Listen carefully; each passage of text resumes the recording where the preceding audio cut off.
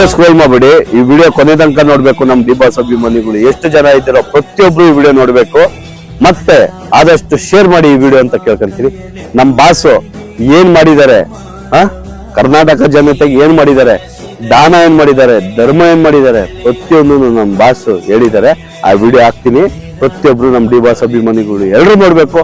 ಮತ್ತೆ ಈ ವಿಡಿಯೋ ಆದಷ್ಟು ಶೇರ್ ಮಾಡಿ, ಗೊತ್ತಾಗ್ಲಿ ನಮ್ ಬಾಸ್ ಎಷ್ಟೋ ಜನ ನೋಡಿಲ್ಲ ಅನ್ಸುತ್ತೆ ರೈಟರ್ಸ್ಗಳು.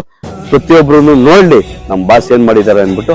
ಅದಕ್ಕೆ ಅಂತಾನೆ ಒಂದು ವಿಡಿಯೋ ಹಾಕ್ತೀನಿ, ಪ್ಲೇ ಮಾಡ್ತೀನಿ, ಎಲ್ರು ನೋಡಿ.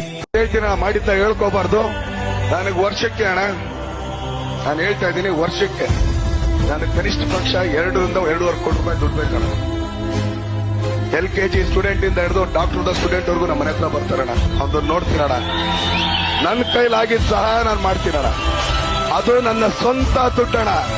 ನನ್ನ ಪ್ಯೂರ್ ಕಷ್ಟಪಟ್ಟು ದುಡ್ಡು ನನ್ನ ದುಡ್ಡದು. ನಾನು ಇನ್ನೊಬ್ಬರ ಕೈ ಚಾಚ್ಬಿಟ್ಟು